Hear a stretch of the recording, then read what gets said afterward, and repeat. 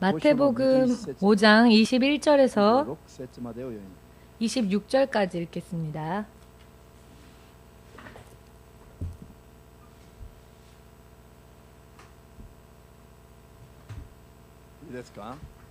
다 찾으셨습니까? 소리내어서 읽겠습니다. 옛 사람에게 말한 바 살인치 말라. 누구든지 살인하면 심판을 받게 되리라 하였다는 것을 너희가 들었으나 나는 너희에게 이르노니 형제에게 노하는 자마다 심판을 받게 되고 형제를 대하여 나가라 하는 자는 공회에 잡히게 되고 미련한 놈이라 하는 자는 지옥불에 들어가게 되리라. 그러므로 예물을 제단에 드리다가 거기서 내 형제에게 원망 들을 만한 일이 있는 줄 생각나거든.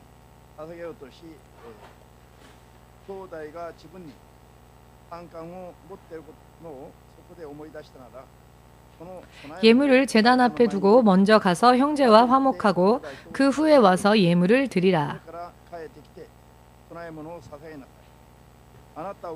너를 송사하는 자와 함께 길에 있을 때에 급히 사화하라. 그 송사하는 자가 너를 재판관에게 내어주고 재판관이 관이에게 내어주어 옥에 가둘까 염려하라.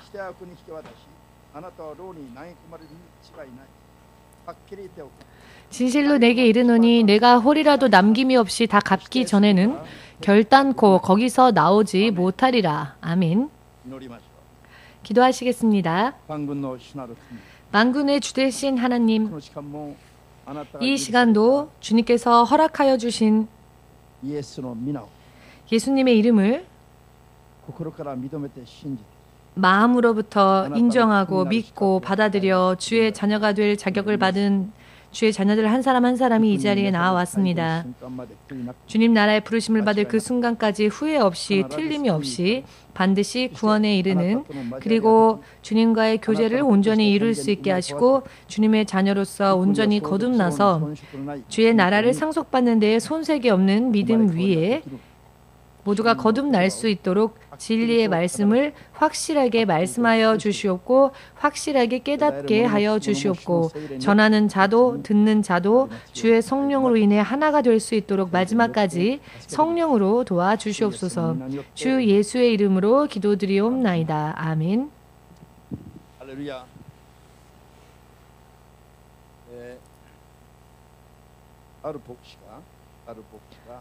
어느 목사님께서요, 심장병을 앓고 계시는 그런 목사님이 계셨습니다.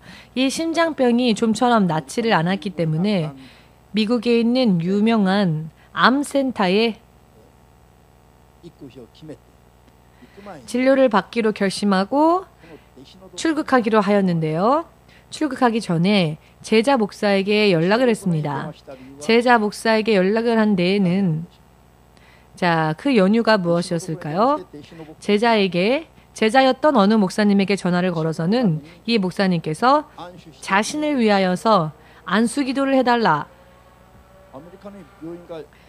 미국의 암센터 전문 병원에 예약을 해 놓았음에도 불구하고 더군다나 자신의 제자인 목사에게 전화를 걸어서는 자신을 위하여 안수하여 기도해 달라고 청을 했습니다. 사실 상식적으로는 있을 수 없는 일이죠. 스승 목사님이 제자 목사님을 안수하는 일은 있지만 반대로 제자 목사님이 스승 되신 목사님을 안수한다고 하는 것은 사실 없는 일입니다. 그렇지만 스승 목사님이 이 제자의 목사님에게 부탁을 하였기 때문에 청함을 받은 이 제자 목사님은 그 스승이었던 목사님을 위해 안수 기도를 할 수밖에 없었죠. 그 이유는 스승 목사님 쪽이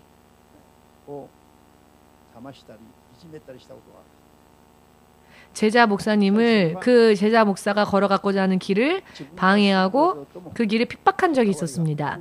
그런데 그 일이 자신의 심장병과도 관계가 있다는 것을 사실 이 스승 목사님은 깨달은 것이죠.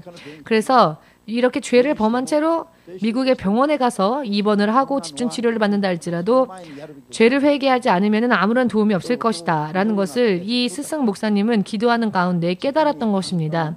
그리하여서 자신에게 반감을 가지고 있을 것이다 라고 생각했었던 그 제자인 목사에게 전화를 걸어서는 자신을 위하여 기도해달라고 부탁을 한 것입니다.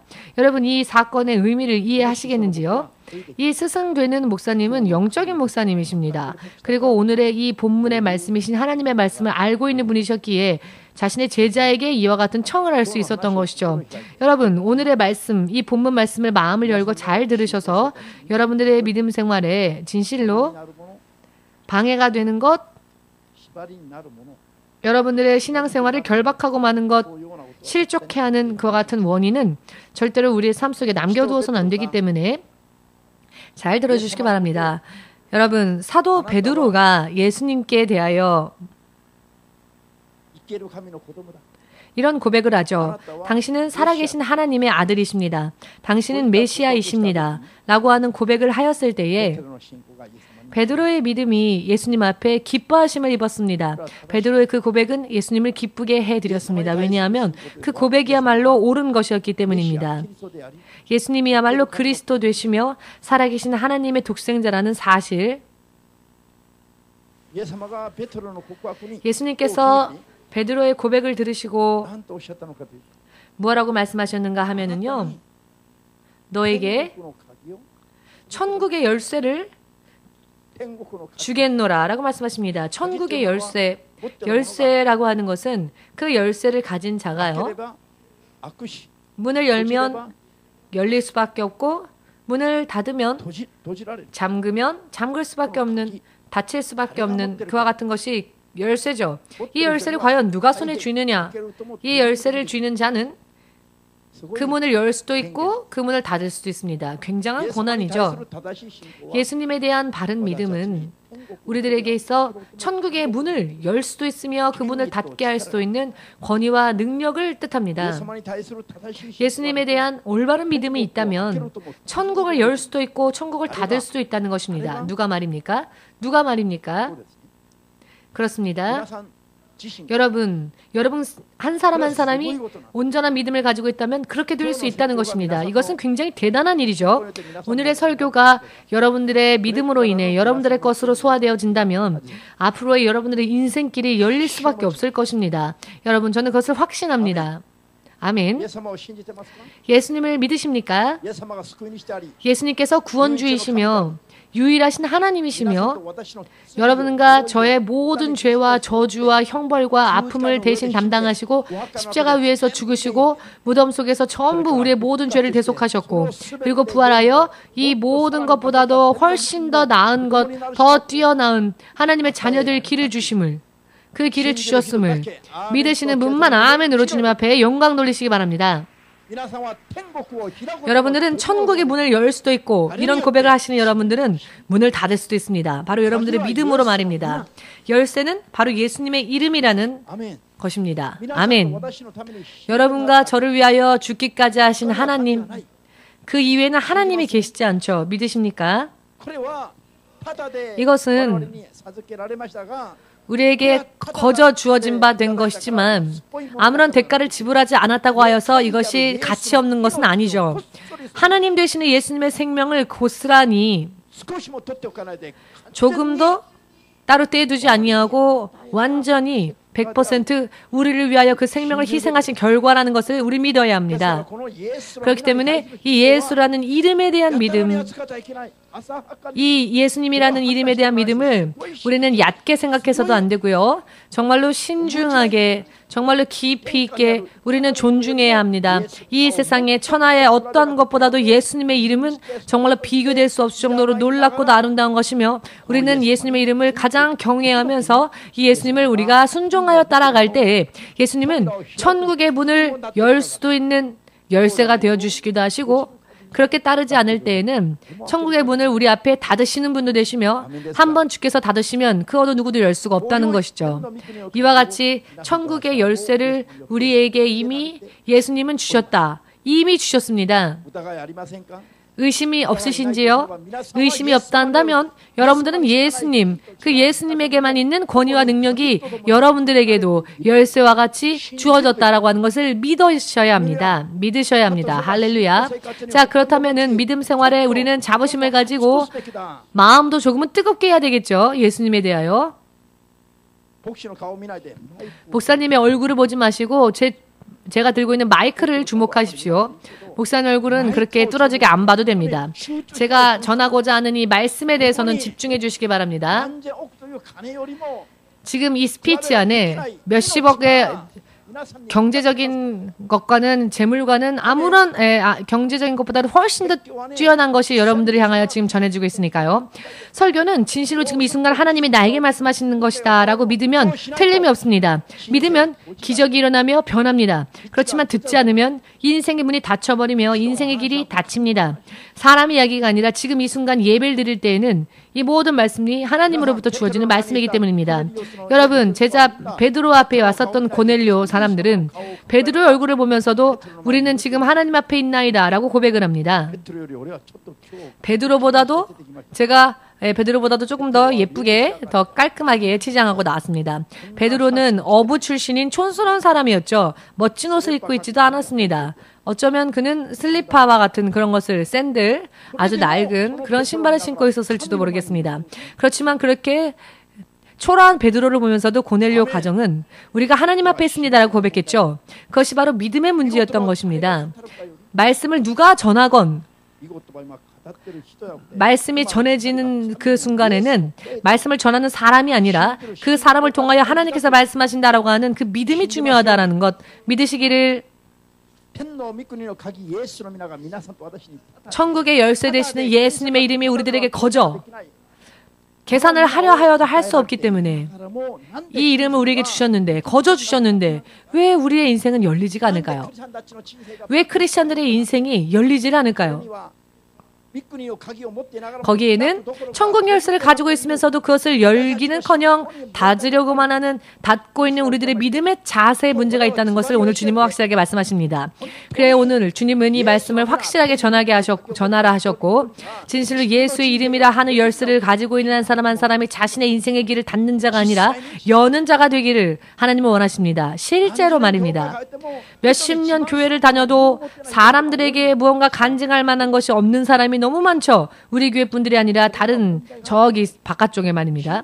이런 믿음이라면 사실 심각한 문제가 있는 믿음입니다. 시간이 없기 때문에 간략하게 정리하여 여러분들에게 말씀드리겠지만 마음으로부터 들으시고 여러분들의 운명을 스스로 더욱더 열어 나아가시는 여러분 되시기를, 모든 흉악의 결박을 푸시는 여러분 되시기를, 천국의 문을 여는 여러분 되시기를 주 예수의 이름으로 축복합니다.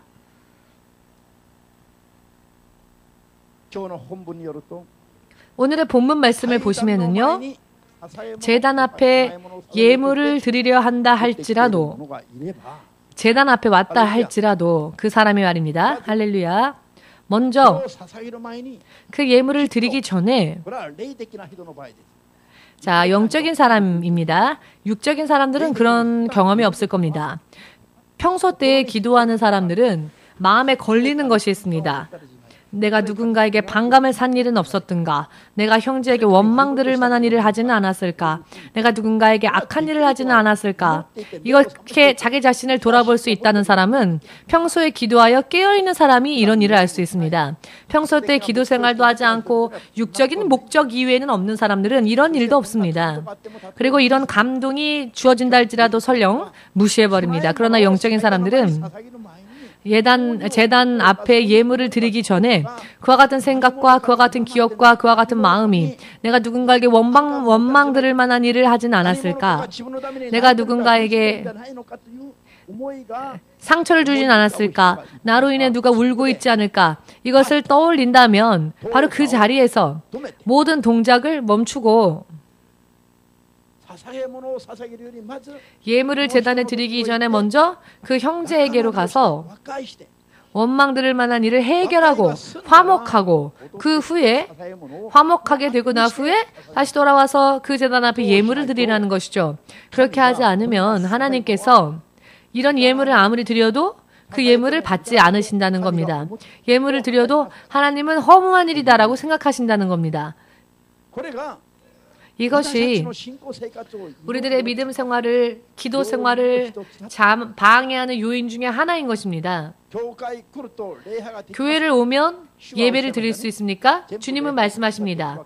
예배를 드리러 온다고 해서 모든 것이 다 신령과 진정으로 드려지는 예배라 할 수는 없죠.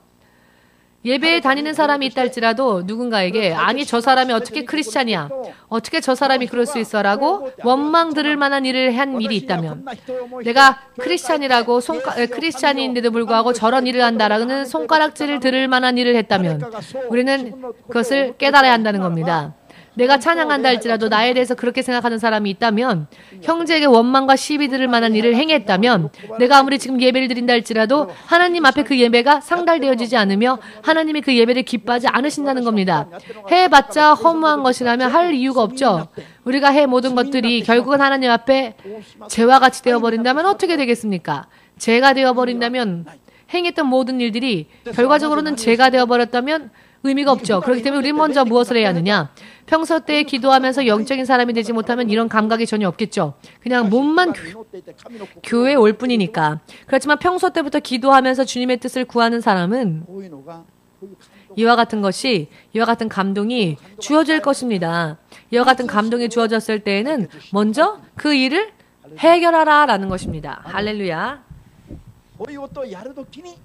이와 같은 일을 할 때에 우리가 하나님과 교제를 나눌 수 있는 진정한 의미에서의 크리스찬이 될 수 있습니다. 이와 같은 일을 하지 않으면 하나님 따로 나 따로 언제나 별개의 행동을 할 수밖에 없고 하나님의 길과 우리의 길은 다를 수밖에 없다는 것이죠. 사실은 껍질은 있지만 실상 그 내면을 보면 하나님과 동행하지 못하는 그런 상황이 된다는 것입니다. 이것은 굉장히 중요한 이야기이기 때문에 마음으로 들으시고 마음으로 깨달으셔서 여러분들의 마음으로 여러분들의 믿음 생활로 이것을 실행하셔서 운명의 길을 스스로 닫지 마시고 스스로의 길을 여시는 여러분 되시기를 주의 예수의 이름으로 축복합니다. 아멘. 잠시 전에 간증드렸던 이 스승 목사님은 이 말씀을 이해하고 있는 분이었습니다.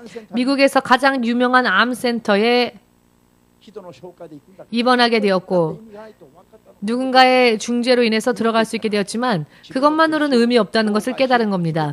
기도를 해보니 자신의 제자를 괴롭히고 원망 들을 만한 일을 했다는 것을 깨닫고는 그 제자에게 전화 걸어서 나에게 안수 기도를 해달라고 청한 거죠. 이 목사님도 대단한 목사님입니다. 인터넷 시대이기 때문에 이 목사님의 성함을 말씀드릴 수 없음을 이해해 주십시오. 그렇지만 누가 누구냐가 중요한 게 아니라 내용이 중요한 것이기 때문에 내용을 들으시기 바랍니다. 자, 결과는 어떻게 되었을까요? 그 전까지 낫지 않았던 심장병이 미국으로 건너가서 검사해 보았더니 어린아이의 심장과 같이 깨끗해졌더랍니다. 전화로 기도를 받았을 뿐인데 심장이 어린아이와 같이 깨끗해졌다라고 이 스승되는 목사님이 스스로 입술로 간증을 하였습니다. 왜 어린아이와 같은 심장이 되었을까요? 제자 되는 목사님이 어린아이와 같은 심장으로 깨끗한 심장으로 바뀔지어다라고 기도했더니 기도한 대로 됐다는 것입니다. 미국으로 건너가는 것보다 더 중요했던 것은 자신에게 반감을 가지고 있는 자, 원망 들을 만한 일을 했다면, 시비가 있었다면은 성령으로 그것을 깨달았다면 먼저 그 일을 해결하고 화목해 하는 것이 세계 최고의 병원에 입원하는 것보다도 나은 일이라는 것입니다. 크게 깨달으셔서 다른 사람의 간증이라고 흘려듣지 마시고 이 간증이 여러분들의 것이 되시길 주의 이름으로 축복합니다. 아멘. 또 어떤 사모님입니다. 어떤 교회의 사모님이 계셨습니다. 이 사모님이 어느 날 기도를 하고 있었는데요. 기도를 하고 있었는데 주님께서 옛날 어린아이였을 때 자기가 친구에게 아이로서는 큰 금액의 돈을 빌려주었답니다. 큰 금액을 아이로서는 어린이로서는 큰 금액을 빌려주고는 조금씩 그것을 받았답니다. 한꺼번에 되돌려주질 못하니까 조금씩 그 돈을 돌려받은 거죠. 한 번, 두 번, 세 번이 아니라 몇 번이나 굉장히 자잘하게 갚는 동안에 얼마를 갚았는지 어린아이니까 계산이 안 되어져 버려서 조금씩 돌려주니까 이것이 몇십 번이나 횟수가 늘어나면서 어린아이들끼리 서로 계산을 못하게 돼버린 겁니다. 그래서 이건 이자야. 그럼 이건 이자야. 이자다 이자. 전부 이자로만 이렇게 계산을 해버려서 계속 긴 시간 동안 이자만 그 친구에게 돌려받았답니다. 계산이 잘 되어지지가 않은 겁니다. 그렇게 돼서 친구가 이런 말을 하더랍니다. 넌 너무 심해 라고. 왜냐하면 돈을 빌려주고는 언제까지나 이건 원액이 아니다, 원금이 아니다, 이자다 하다가 얼마 빌려줬는지, 얼마를 갚았는지, 얼마를 받았는지조차 알 수 없게 되어버려서 결과적으로 상대방을 힘들게 만들었기 때문이죠. 결과적으로 상대방을 힘들게 만들어버렸기 때문에 초등학교 입학하기 전의 일이었답니다. 그러니 너무 어린 아이였을 때이니 그게 죄라는 것도 몰랐고 그게 나쁜 거라고도 생각하지 못했던 겁니다. 죄라고 생각 안 하면 나쁘다고 생각하지 않죠. 내가 빌려줬으니까 돌려받는 것은 당연하다라고 생각했을지 모르지만 너무 많은 돈을 지나치게 받은 것이죠. 그런데 이분이 나이가 차고 어른이 되어 예수를 믿고 목사의 사모님이 되었는데 기도하는 도중에 그 일을 깨닫게 하시더랍니다. 내가 그때 그 친구에게 그런 식으로 그 친구를 괴롭히고 말았다는 사실, 결국 그 친구로부터 원망을 받게 되었다. 자, 그렇다면 이것을 회개하고 그 친구와 화해하지 않는 한 내 인생이, 내 기도가 하나님 앞에 상달되어지지 않겠구나. 그래서 화해하고자 하였다는 그런 간증을 들은 적이 있습니다. 여러분, 누가복음 19장 8, 9절 말씀을 보시면요. 삭개오에 대한 이야기가 나옵니다. 삭개오라고 하는 이름의 이 남자는요. 유대인들, 자신들의 같은 민족, 같은 동포인 유대인들을 핏바라먹는 자다.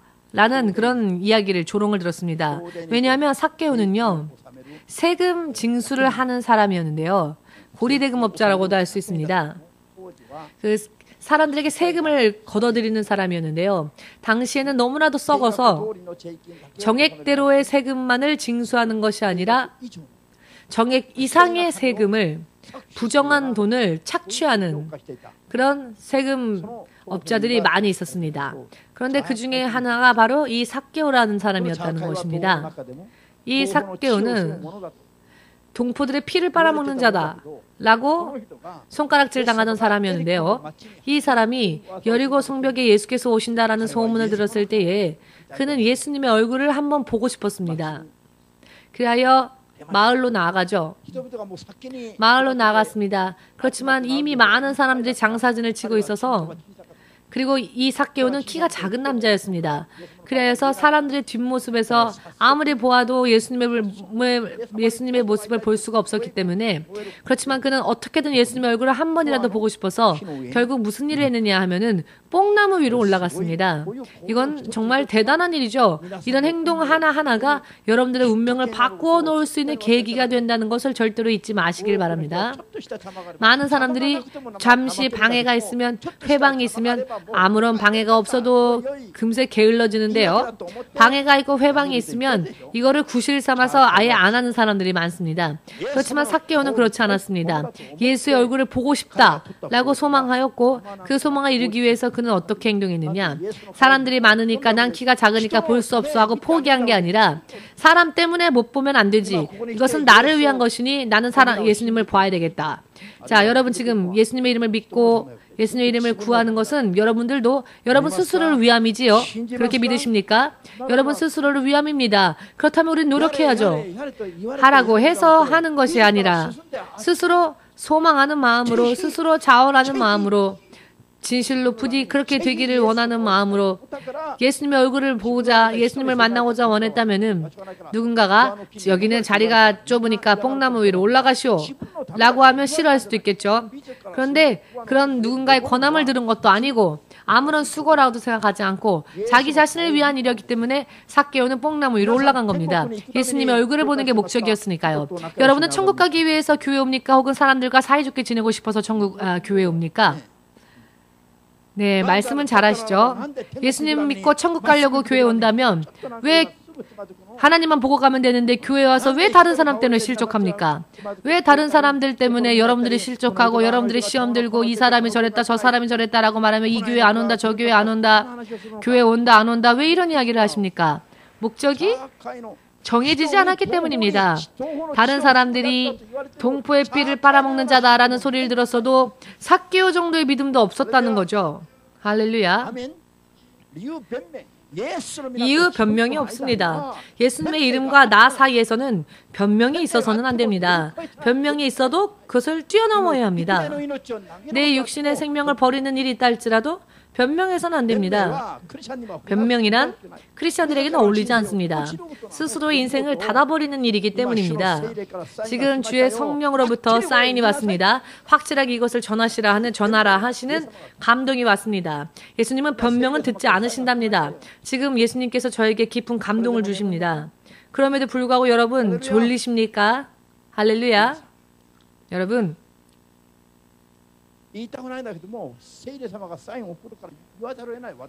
말하고 싶지 않다 할지라도 주님께서 저에게 사인을 주시니까 저는 전할 수밖에 없습니다. 왜냐하면 저는 주님의 종에 불과하니까요. 다시 한번 변명은 예수님께서 듣지 않으신다. 예수님께서 여러분과 저를 위하여서 생명을 버리시고 모든 것을 완성하셨고 이루셨습니다. 그 예수님과 우리 사이에는 변명이 통하지 않습니다.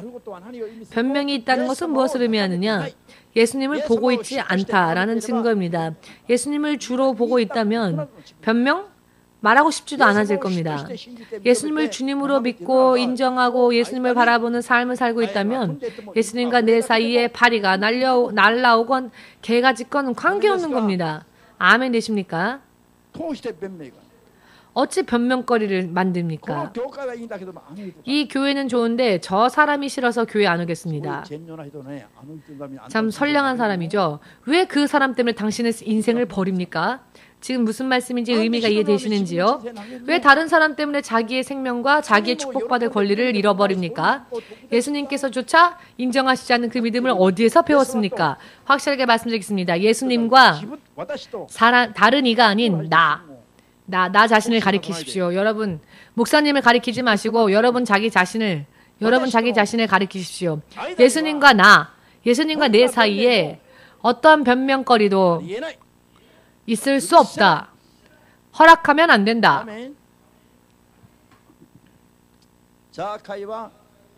삭개오는 예수님을 보고자 하는 일념으로 뽕나무에 올라갔습니다.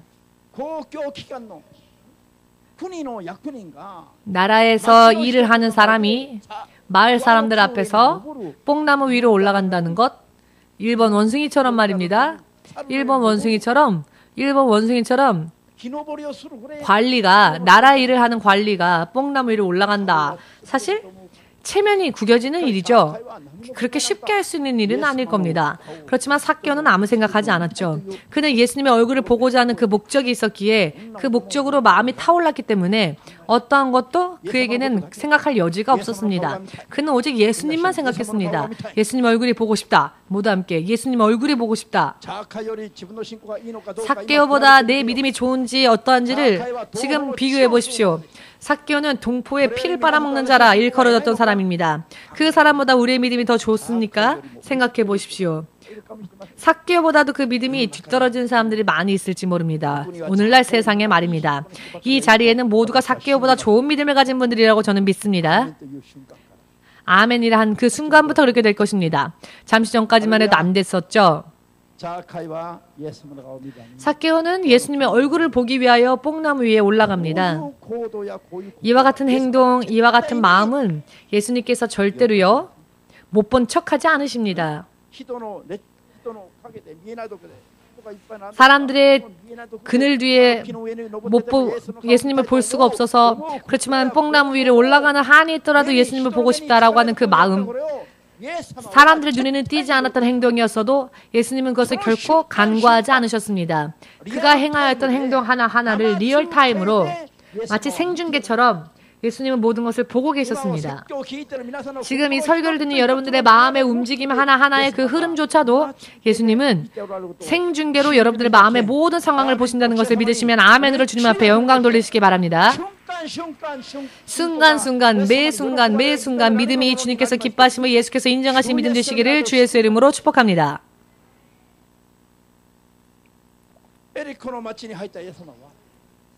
여리고 성에 들어가신 예수께서 길 주변에 길가에 서 있는 많은 사람들의 그 얼굴보다도 뽕나무 위로 올라간 삭개오의 얼굴을 제일 먼저 보셨습니다. 그리고는 그 삭개오를 향하여서 예수께서 말씀을 하시죠.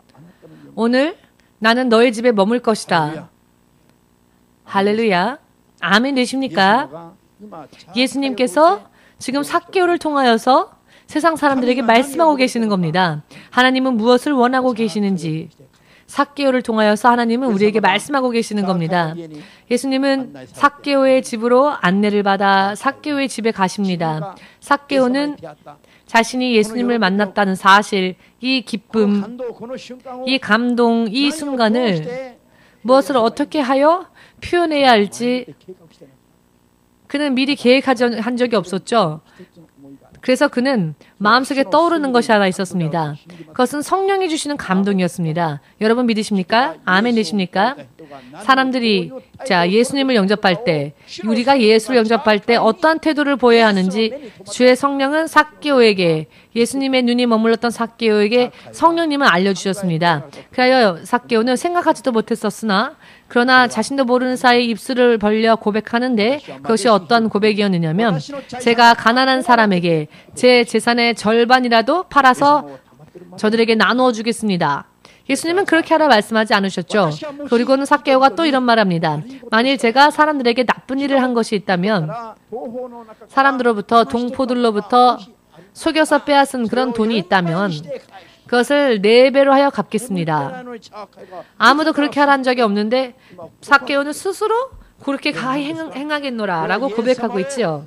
이것은 예수님을 주님으로서 영접한 사람에게 그 신자가 행해야 할 마음입니다. 믿으시면 아멘으로 주님 앞에 영광 돌리시고 성경은 전부 성경으로부터 듣는 자, 성경을 읽는 자에게 하나님을 알리시기 위하여 기록되어진 책입니다. 성경은 주의 성령이 기록해 하신 책이라는 것을 믿으십니까? 성경은 모든 것이 다 짝을 이루고 있으며 하나도 버릴 것이 없습니다. 버릴 것이 하나도 없으며 모두가 다 짝을 이루고 있습니다. 말씀은요 다 짝을 이루고 있습니다. 즉 버릴 것이 하나도 없다는 겁니다. 성경의 말씀들은. 성경의 말씀에는 버릴 것이 없습니다. 아멘 되십니까? 왜냐? 암수 짝이 되어 있기 때문에 버릴 수가 없는 겁니다. 믿으십니까? 이것이 삭개오가 동포들에게 반감을 샀죠. 동포들은 그를 원망했습니다. 원망과 반감을 사고 있었죠. 왜냐하면 정액 이상의 세금을 징수했기 때문입니다. 그는 세리였죠. 동포들의 주머니를 착취하는 자였습니다. 그는 그것으로 먹고 마시며 그 인생을 누렸을지 모릅니다. 그러나 삭개오로 인해 원망했던 사람들이 있었겠죠. 삭개오로 인해 우는 사람도 있었겠죠. 이와 같았던 삭개오가 예수님을 영접하였더니 그가 가장 먼저 해야 할 일이 무엇이었느냐? 내가 속여서 빼앗았다면 그것에 4배를 쳐서 갚겠습니다. 그리하여 그들과 화해하겠습니다. 즉 그들과 화해되어지지 않는 한 예수님과는 온전한 관계를 이루지 못한다는 것을 말씀은 설명하고 있는 것이죠. 삭개오의 이와 같은 고백을 들으신 예수님께서 오늘 이 집에 구원이 임하였다. 삭개오의 고백을 들으신 예수께서 오늘 이 집에 구원이 임하였다라고 말씀하십니다. 이 사람 또한 아브라함의 아들이다. 아브라함의 자손이다. 아브라함의 자손이란 믿음으로 구원받은 모든 사람들이 아브라함의 자손입니다. 모두 함께 믿음으로 구원받은 모든 사람을 아브라함의 자손이라 예수께서 설명하셨습니다. 믿으십니까? 죄인이었던 삭개오가 이와 같이 예수님으로 인해 구원을 선언받게 됩니다. 이와 같은 삭개오와 같은 믿음이 이런 삭개오와 같은 믿음을 가지고 예수님께 나아가면 예수께서 인정하시고 구원을 인정해 주신다는 것을 믿으시기를 왜 기도하여도 믿음 생활하여도 왜 난 교회를 다니는데 왜 이럴까? 라고 생각되어지는 것은 인생길이 열리지 않는 이유는 이런 문제들이 보이지 않는 곳에서 자기 자신의 인생을 결박하고 있기 때문이라는 것을 확실하게 깨달으셔서 오늘부터 먼저 기도하는 여러분 되십시오. 기도하지 않으면 이런 감동도 없습니다. 기도하지 않으면 감동이 없습니다. 그저 눈에 보이는 세상만 보일 뿐이겠죠. 언제나 기도하고 주의 성령의 감동을 받는 사람은 필요한 때에 이와 같은 문제, 결박당하였던 그 문제가 어디에서부터 시작했고 그 원인이 무엇인지를 성령으로부터 배우기 때문에 이와 같은 감동을 받게 되면은 죄를 찾아낼 수 있고 그 찾아낸 죄에 대하여 회개할 수 있으며 화목해 되어질 수도 있으며 자신의 인생을 운명을 바꿀 수도 있다는 것입니다. 아멘. 그 뒤에 또 중요한 이야기가 무엇이냐면 예수님의 이름을 가지고 있음에도 불구하고 문이 열리기는커녕 문이 닫히기만 하는 그런 인생이 왜 있느냐? 그 이유는 무엇이냐? 마태복음 18장 24절에서 마지막 절까지 나오는 말씀에 만 달란트 받은 자, 만 달란트 빚을 진 자가 그 빚을 탕감받았지만 탕감받고 풀려난 후에는 자기에게 100데나리온밖에 빌리지 않은 사람을 만납니다. 그랬더니 자기는 만 달란트나 탕감받았으면서도 자기에게 100달란트 빌린 사람을 붙잡아 놓고는 다 갚을 때까지 감옥에 쳐넣어 버렸습니다. 그와 같은 이야기가 나오죠.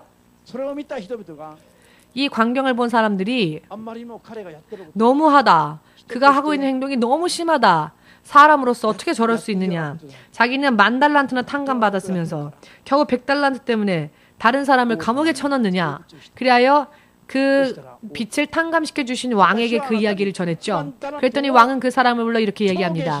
나는 너에게 만 달란트나 너의 빚을 탕감해 주었는데 너는 너의 동료에게 단 100달리온조차도 용서할 수 없어서 그것으로 인해 너의 친구를 너는 감옥에 집어넣었느냐. 너야말로 악한 자다. 이 악한 종아. 너는 그 마지막 1데나리온이라도 다 갚기 전까지는 결코 이 감옥에서 나올 수 없을 것이다.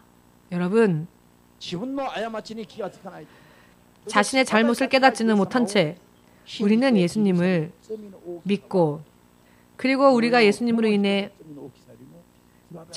용서받게 될 죄는 우리가 그 어느 누구의 죄를 용서해 주는 것보다도 훨씬 더 큰 용서를 받는 일입니다. 우리는 예수님을 죽인 자들입니다. 그럼에도 불구하고 예수님으로 인해 사함을 얻었고 용서를 받았고 하나님의 자녀가 될 자격이 거저 주어졌는데 모든 죄를 깨끗하게 잊어주셨고 모든 죄를 깨끗하게 해주셨고 하나님은 그런 은혜를 주셨음에도 불구하고 우리는 나에게 범죄한 사람의 그 잘못된 죄가 용서될 수가 없어서 자기는 예수를 죽인 죄로부터 자유로워졌으면서도 상대방인 사람이 자신에게 조금 잘못했다고 용서하지 못하는 사람. 그 사람은 그것을 회개하고 그 사람을 용서할 수 있을 때까지 하지 않으면 자신의 인생이 오히려 결박당하고 마지막 죄까지 다 해결될 때까지 감옥에 결박되어진다는 것입니다. 믿으십니까? 믿으시기를. 아멘 되십니까? 여러분, 이 말씀은요 정말 중요한 말씀입니다. 내 운명을 내 스스로 결박할 수 있는 일이기 때문입니다. 그런데 이런 일들이 많이 있을까요? 없을까요? 비일비재합니다. 한국의 어느 한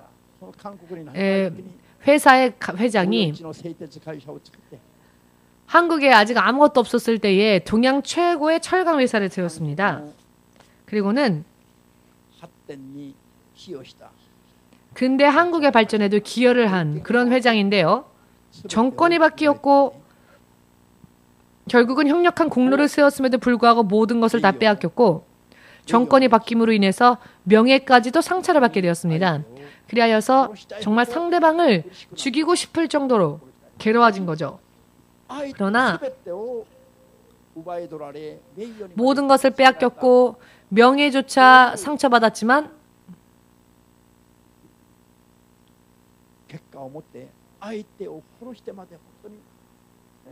정말 그렇게 자신을 만든 상대방을 죽이고 싶을 정도로 원수를 갚고 싶었지만 그렇게 할 수가 없었기 때문에 오히려 자기가 죽고 싶을 정도로 자살하고 싶을 정도로 오히려 스스로를 힘들게 만들고 스스로가 스스로를 괴롭혀서 너무나도 못 견디게 된 것입니다.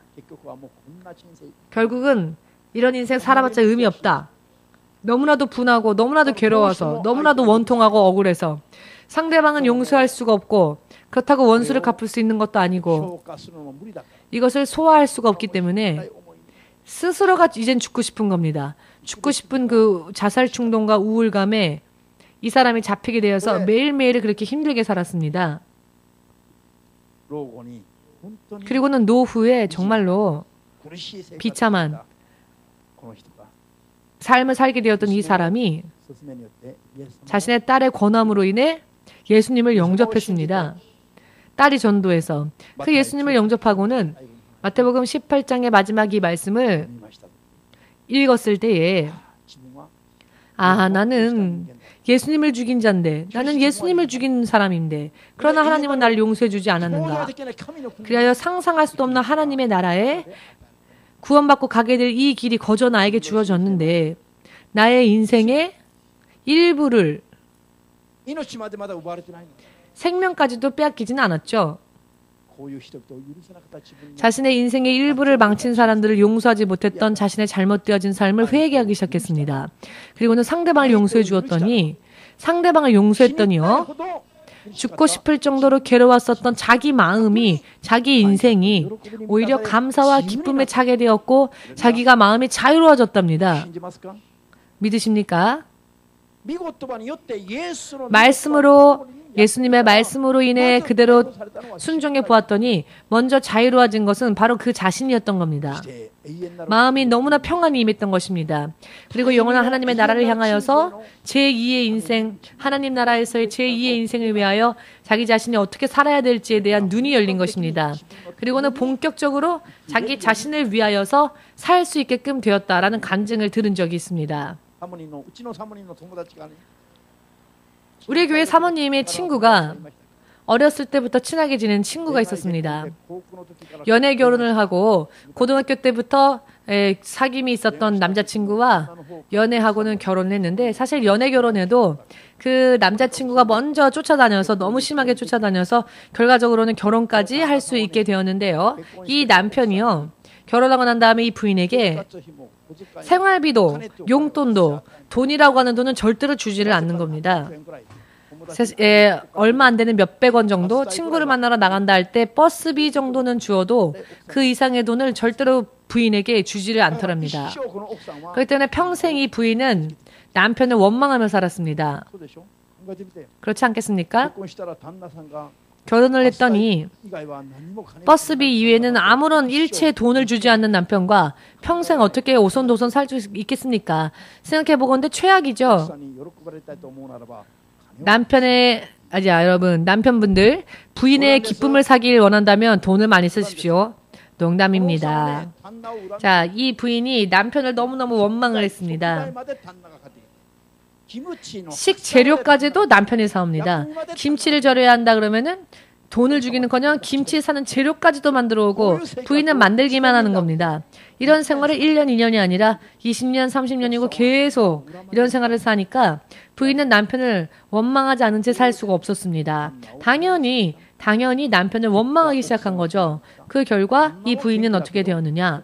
남편은 건강한데 부인이 오랜 시간 동안의 미움과 원망으로 인해 그 스트레스로 유방암에 걸려서 한쪽 가슴을 도려내어 버렸습니다.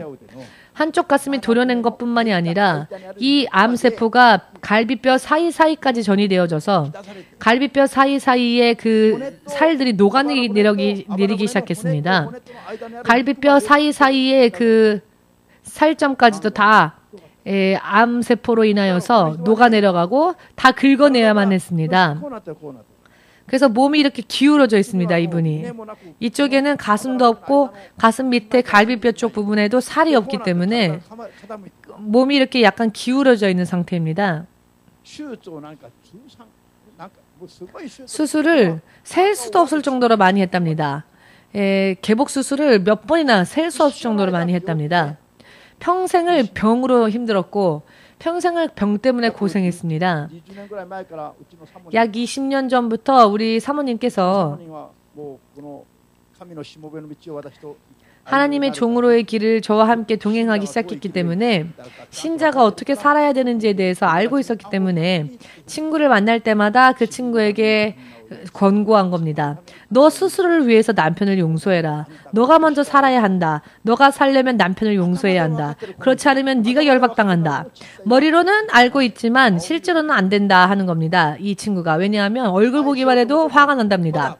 사랑해야지 하다가도 버스비밖에 주지 않은 남편의 얼굴을 보면 또다시 절대 용서할 수 없어. 이런 마음이 든답니다.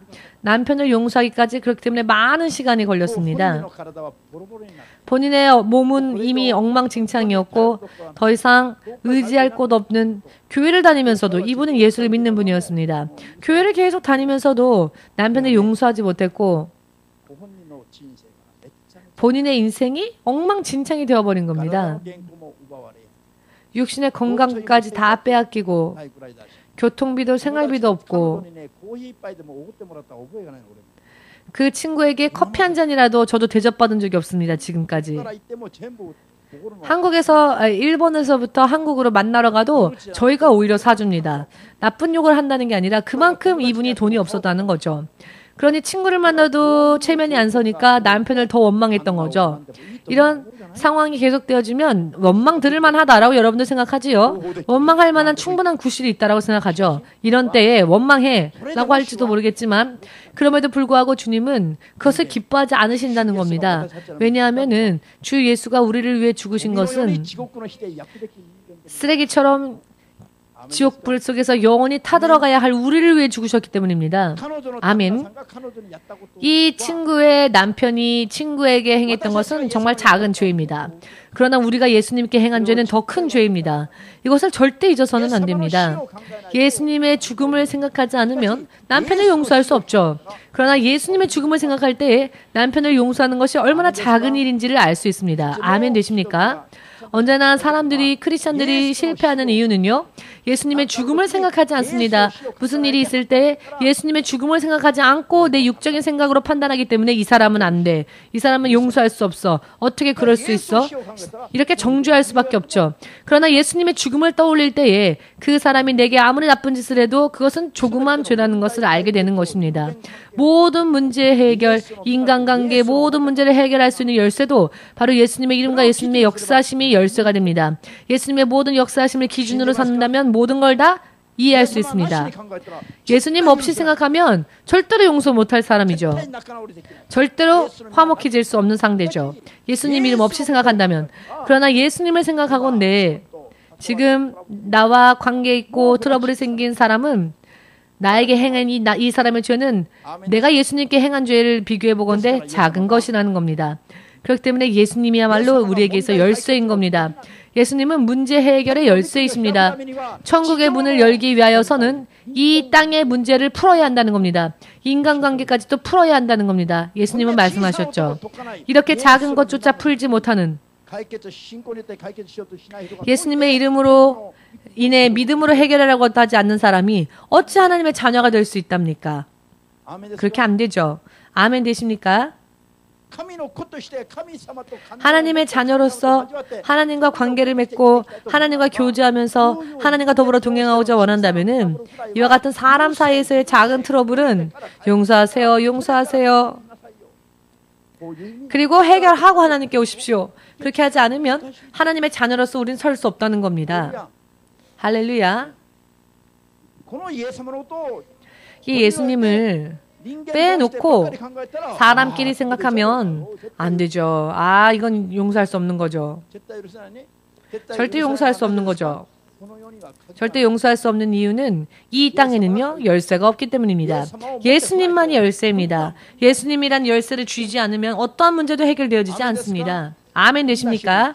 모두 함께 고백할까요? 이 땅의 문제를, 인간관계의 문제를 풀 수 있는 열쇠도 예수의 이름이며 하늘의 문을 여는 열쇠도 예수님의 이름이다.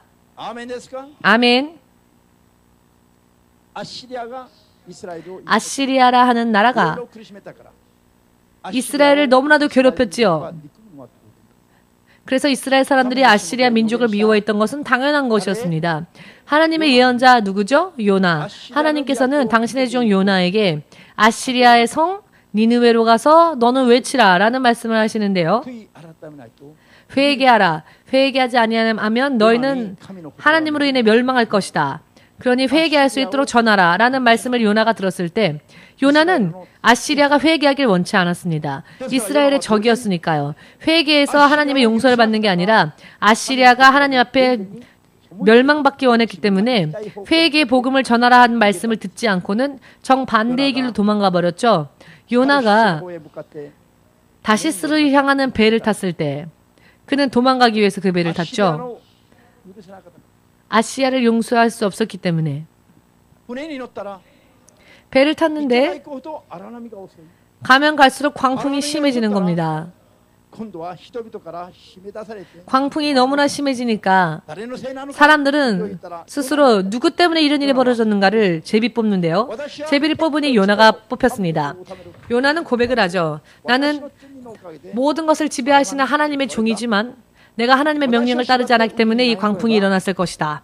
나를 결박하여 바다에 던진다면 이 광풍은 잔잔해지고 바다가 잔잔해질 것이다.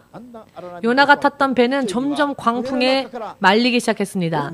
그리하여서 같은 배를 탔던 사람들 속에서 결국 그는 제비 뽑힘을 당하였고 결국은 결박을 당하여 바다로 던져졌습니다. 하나님의 뜻을 따르지 않는 사람의 인생은 가면 갈수록 인생이 광풍에 말리게 되고 인생이 고독해져 버리는 겁니다. 어떻게 돼버립니까? 하나님께 등 돌리고 살면 살수록 광풍이 닥쳐옵니다. 마침내에는 같은 배를 탔었던 사람들조차도 배척하여서 바다로 던지어지는 겁니다. 정말로 혼자가 되는 겁니다. 가면 갈수록 정말로 혼자가 외톨이가 되는 겁니다. 바다에 던져짐을 당하였는데 바다의 가장 깊은 곳까지 바다의 가장 깊은 곳까지 바다 끝까지 떨어졌죠. 이 요나가. 그리고는 그것만으로도 부족해서 큰 물고기가 그를 삼켜버립니다. 이 큰 물고기의 뱃속을 요나는 수올이라고 표현하는데요. 수올은 지옥을 말합니다. 가장 나락까지 떨어진 거죠. 왜냐? 아시리아가 이스라엘을 괴롭혔기 때문에. 물론 그렇습니다. 그것은 사실이었습니다. 이스라엘에게 있어서는 아시리아는 원수의 나라였습니다. 그러나 그것을 용서하지 못했던 요나의 인생이 오히려 더 나락으로 더 비참하게 전락되어져 버린 것입니다. 이것은 하나님의 법칙이라는 것을 믿으시기를 예수님의 이름으로 축복합니다. 그렇기 때문에 용서할 수 없는 사람이 우리에게 있어서는 안 됩니다. 아멘. 아무리 상대방이 도둑이라 할지라도 살인자라 할지라도 여러분과 제가 용서할 때에 내 자신이 자유로워집니다. 상대방을 심판하시는 분은 하나님이시지 우리는 사람을 심판할 권리가 우리에게 없습니다. 없음에도 불구하고 내 주위의 사람들을 심판하려고 하면 그들을 정죄하려고 하면 오히려 우리가 하나님으로 인해 결박당하고 인생의 나락까지 떨어지는 것은 나 자신이라는 것입니다. 이와 같은 하나님의 법칙을 알지 못하면 아무리 믿음 생활을 하여도 허무할 수밖에 없습니다. 아멘 되십니까? 자기 자신을 영원토록 결박 속에서 자유롭게 하기 위해서는 사탄 이외에는 모든 사람들을 용서해 주어야 합니다. 그리고 또 한 가지 중요한 점. 마태복음 18장 6절 7절 말씀에요. 사람을 실족하게 하는 사람, 그 사람은 불행한 자입니다.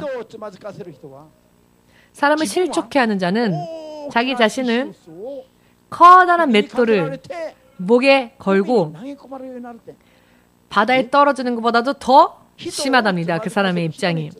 누군가를 실족하게 만든 사람은 그 이유가 어찌 되었건 간에 자기 자신의 인생이 어떻게 되느냐.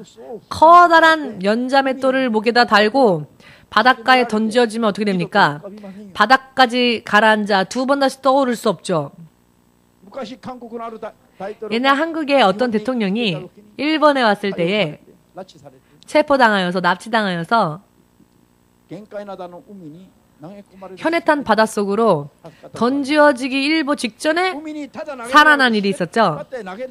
그냥 던진 것도 아니라 커다란 맷돌까지 걸고 던지면 바다에 가라앉아서 두 번 다시 떠오를 수가 없죠. 자, 예수님이 이렇게 설교하신 것은 이 사람은 누구냐? 다른 누군가를 실족해 만든 사람입니다. 짧게 내뱉은 그 말이 상대방의 인생에 실족을 주었을 때, 실족했을 때, 잘못된 지식으로 잘못 내뱉은 말이 상대방을 실족하게 했다면, 교회로부터 예수님으로부터 떠나가게 만들었다면 시간이 지나면 어떻게 되느냐? 자기 인생이 커다란 연자맷돌을 스스로의 목에 걸고 결국은 바닷가로 떨어지는, 연자맷돌을 목에 걸고 바닷가로 던져지는 인생이 된다는 겁니다. 천국 열쇠를 가지고 있음에도 불구하고 이렇게 나락으로 빠질 수밖에 없는 크리스천들이 왜 있느냐? 오늘의 이 설교의 말씀을 모르고 살기 때문에 그렇습니다. 할렐루야. 할렐루야. 예수님께서는 삭개오가 사람들이 서 있는 그 뒤에서 키가 작은 자가 어떠한 생각을 했는지, 그리고 그 뽕나무 위에 올라갔었던 모든 일부 시종과 그 마음의 움직임까지도 예수님은 전부 육의 눈으로는 보이지 않았다 할지라도 예수님은 전부 그것을 알고 계셨습니다. 그리고는 그 결과를 내주셨죠. 아멘 되십니까? 여러분, 누군가에게 조언해 줄 때에도 정말 조심하게 조언해 줘야 합니다. 많이 말하는 게 좋은 게 아니라 그 사람을 위해 많이 기도해 주는 게 좋습니다. 잘못된 걸 전해서 상대방이 실족하면 책임은 자기가 져야 합니다. 그리고 사람을 겉모습으로 판단하여서 무언가 자기도 모르게 내뱉은 말이 상대방을 실족하게 했다면, 이와 같은 경우에는요, 깨달으면 그리고 최선을 다하여서 상대방이 되돌아올 수 있기 위해, 회복하기 위해 노력하면 좋을 텐데, 이와 같은 것을 죄라고 생각하지 않으니까 대부분이 그 죄가 내 영혼 속에 쌓이는 것이죠.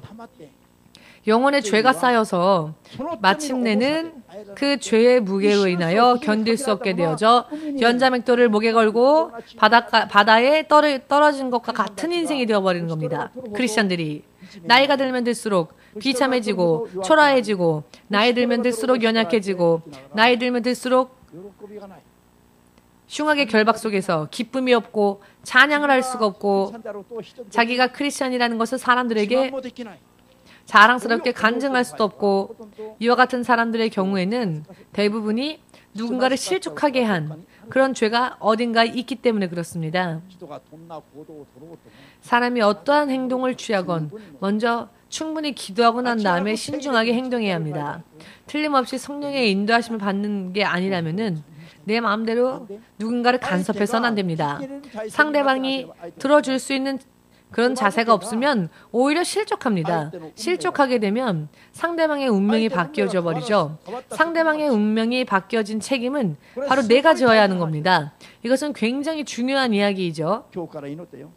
오늘부터 기도하십시오.